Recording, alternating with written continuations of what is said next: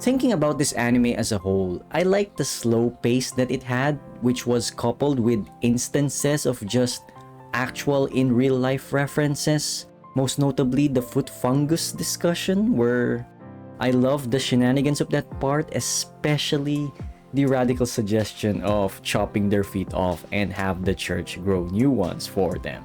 Another part that needs to be mentioned is how, in hindsight, this story seems to be all about Dahlia and Wolf striving to make their respective late parents proud of their progress in their fields of work. So the scene where they visited their parents was appreciated. It has to be said though, while the anime had its positives, it also had its negatives, and the most notable one is definitely the piss poor animation quality. Like, I have to confess, whenever I watch an episode of Dahlia, I always wonder what if this anime had the quality of a KyoAni show, or at least received the level of care that Makiine has, of which A1 Pictures did a fantastic job of.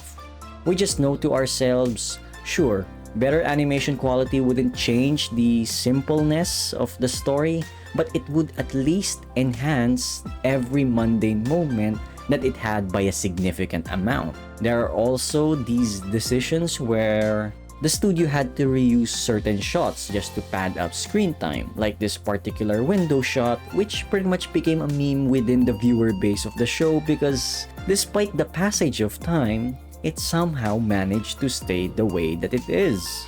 The use of this shot as a blatant attempt to bridge scenes, yeah, it's rough, all things considered. However, I don't want to end my thoughts on this anime on a negative note. I mean, while the romance between Dahlia and Wolf advanced at a snail's pace, not that I mind it as some people are actually like this in real life, I did appreciate that in the final episode, the show went back to its roots of Dahlia just doing magical devices, with Wolf as her assistant, something that wasn't a thing back in the first few episodes. It goes to show that, by this point, Dahlia is far from alone, and even if a second season never arrives, at least from the way it ended, I think most headcanons we have for the anime are pretty much guaranteed to happen, no matter how slow the story will get there. So yeah, that's about it for me. Until next time then, lads.